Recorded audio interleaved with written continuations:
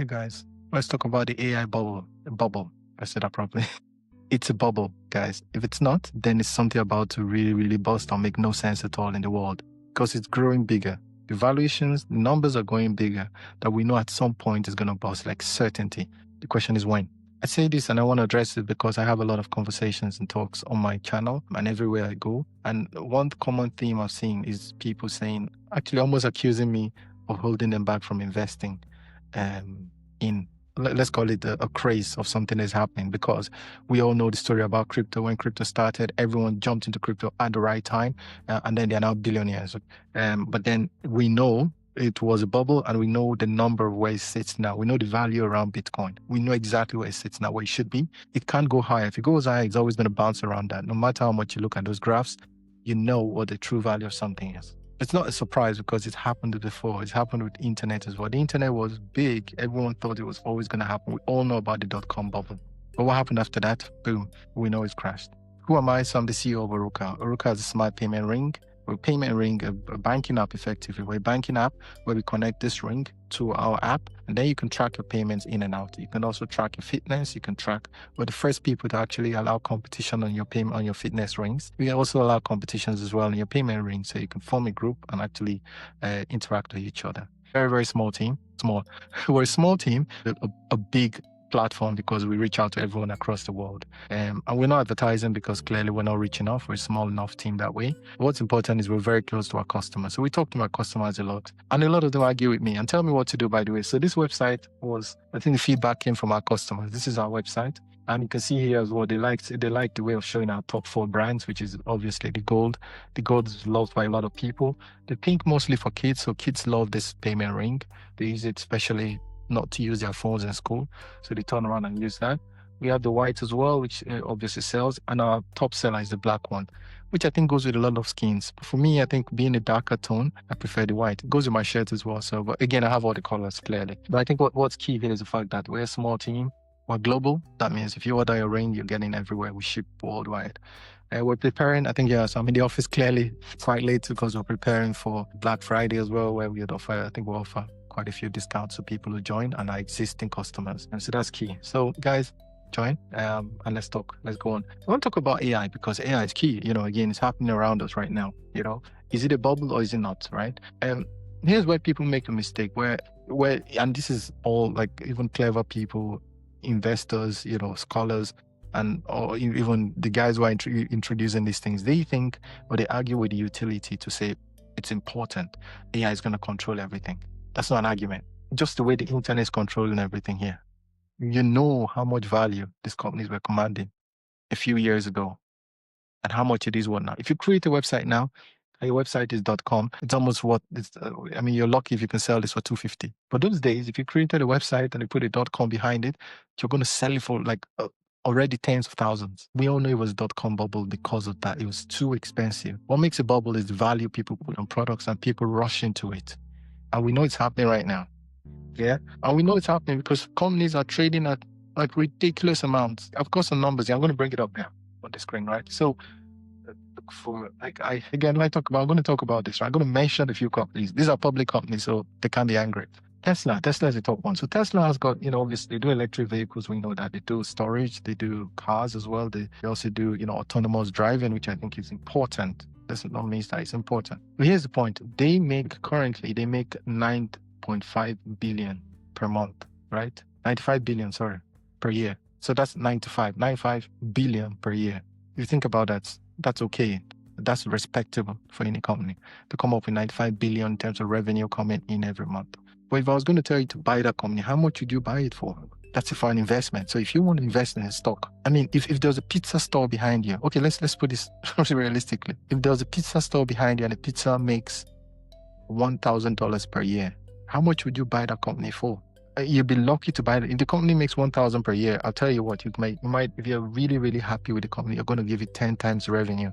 So the company makes 1,000, you can see 1,000, you can buy it for 12,000 because you say, I love this company. That's where your company is valued at.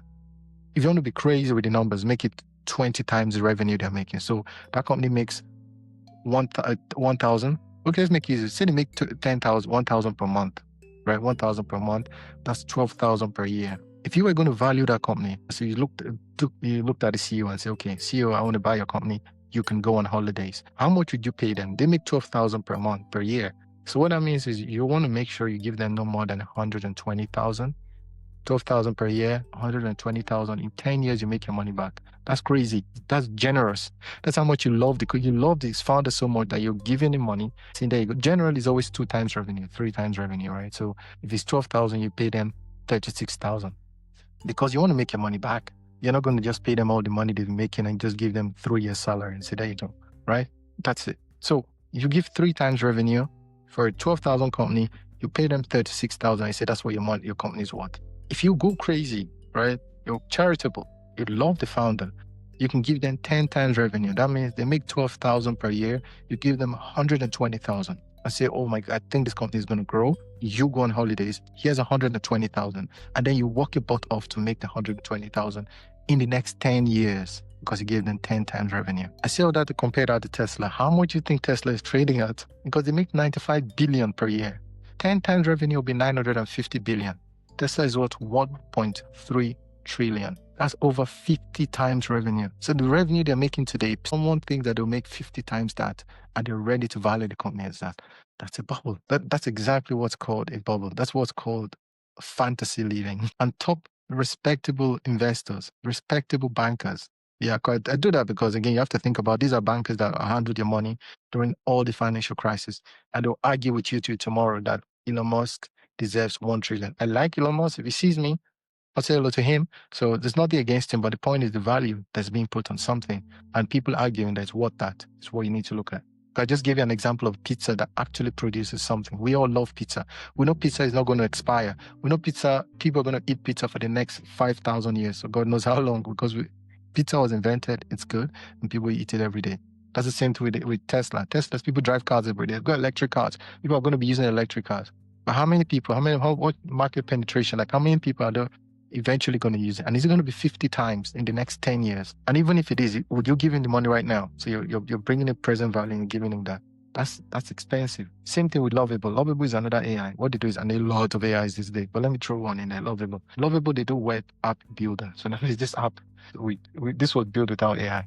This is built without AI. But imagine if AI did this. So if AI did this, where it talks how it works, talks about the community, it gives a video of how to pay with the various rings we have. That's all they do, right? And they make 100 million per year, which is good. No, so when they say ARR, that's annualized revenue. There's no guarantee they're making 100 million. It's annualized. That means they've made that this month.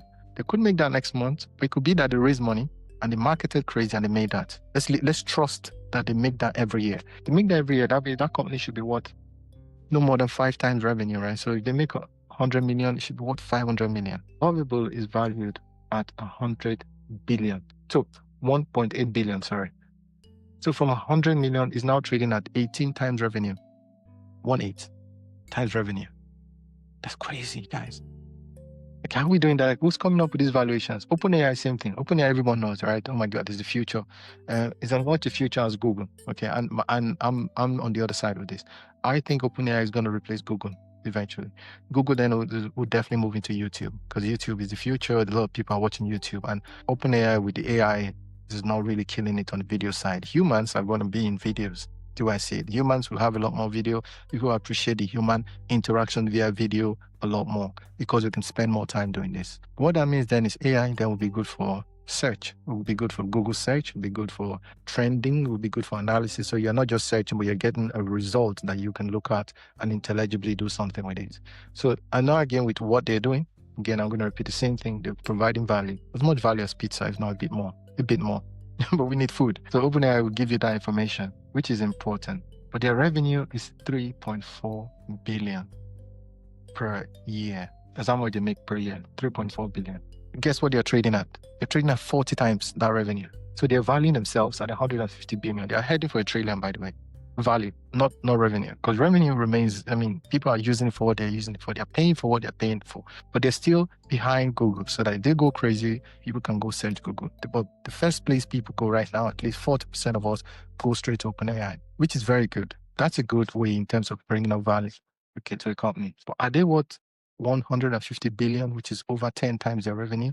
And that's going up to 1 trillion. So that's going to be more. That's going to be 50 times their revenue very soon. That's crazy. Anthropic is another one, another AI, lovely. Anthropic, same thing. They're currently making 150 million per year. Their trading or their value is currently 18 billion to 30 billion for Anthropic. This again, same thing. All they do is just search, it is search. They also own the cloud and models behind a lot of AI functionality that people do today. My argument, and I repeat, is nothing against AI. AI is important as much as the pizza I said at the start. Pizzas are important. We are not going to go to a pizza store and value it at 20x. And there's competition in pizza. There's competition among pizza stores. Same way there's competition among AI. For every idiot that shows up there and talks about AI, people just give them billions. The value is crazy. Yeah. I mean, there's a lot I could go on forever. Scale AI again, they do a lot of data labeling, AI training data. They help with AI training, which most models use. Same thing, they're currently making 700 million, which is very good. That's respectable. 700 million is respectable for any AI company. Someone is valuing them at 20 times the revenue. They're currently valued at 13.38 billion. That's crazy. I mean, this could go on. I could go on with a lot of numbers here that I just thought does not make sense.